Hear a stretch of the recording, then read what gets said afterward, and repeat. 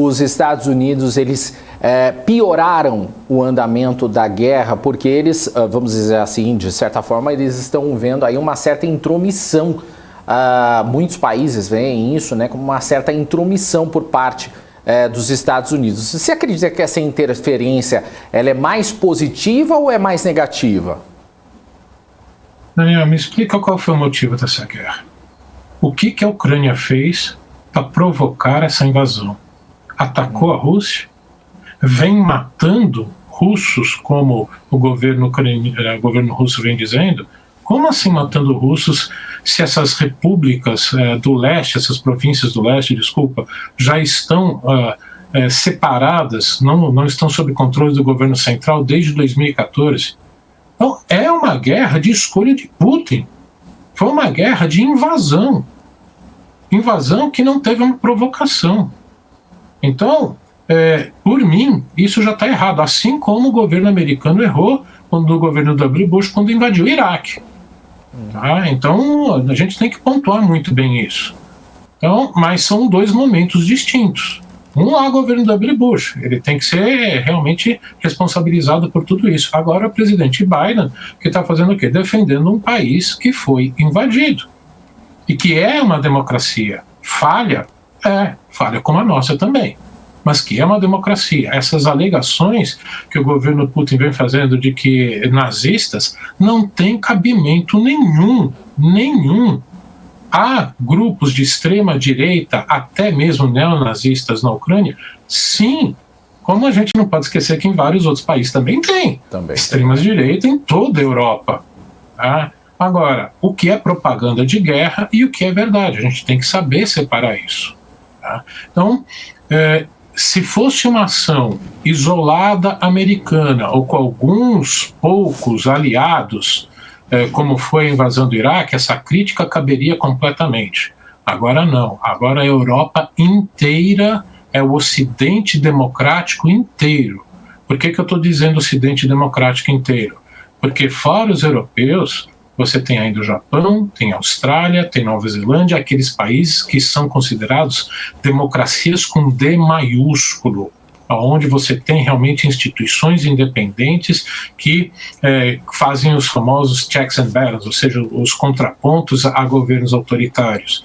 E isso demonstra que esse Ocidente, e demonstra que esse Ocidente como um todo, não é só o governo americano que está agindo sozinho, e que tem que defender, porque a grande questão é só perguntar para qualquer líder, né, nem líder, pergunta para a população da Polônia, da Estônia, da Lituânia, né, o que eles acham. Se não parar na Ucrânia, nós somos os próximos.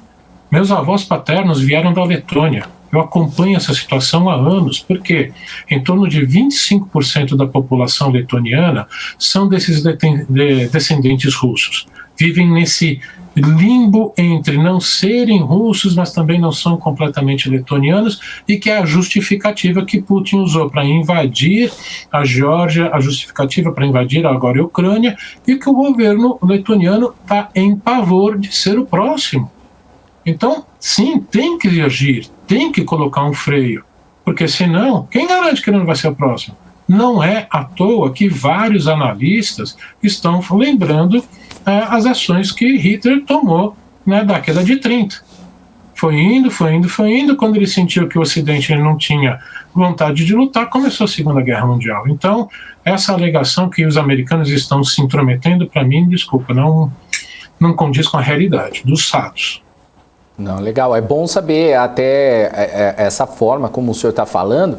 Você acredita que nesse caso os Estados Unidos, vamos dizer assim, tinha que ser os Estados Unidos para intervir nessa guerra, já que eles são considerados aí o maior país do mundo, então teria que ter uma força para interferir nessa guerra. Se não fosse os Estados Unidos, teria que ter outro país para tomar a frente. Se não fossem os Estados Unidos, a Ucrânia já estaria ocupada.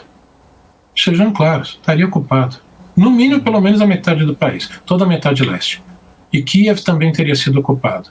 Por que não foi? Porque são os militares, os assessores militares americanos que estão treinando o exército ucraniano desde 2014. Foram justamente os dois armamentos que viraram mais famosos agora, praticamente todo mundo que lê um pouquinho já sabe que é um Stinger e sabe o que é um Javelin.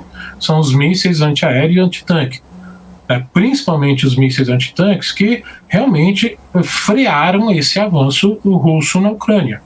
Então, se não fosse essa presença e a disponibilidade de equipamentos em grande quantidade que os americanos têm para disponibilizar para os ucranianos, os russos já teriam ganho essa guerra.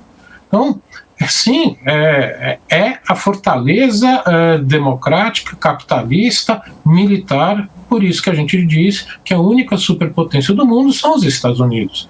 Os europeus estão começando a se mobilizar. A quantidade de equipamento militar que principalmente a Inglaterra mandou é importante, mas não é significativa como a americana. Assim como a própria sueca, assim como a própria alemã, as ajudas dos europeus são importantes para mostrar essa unidade europeia, principalmente europeia, de ajudar os ucranianos. Como muitos têm dito, os ucranianos estão morrendo para os europeus não serem os próximos.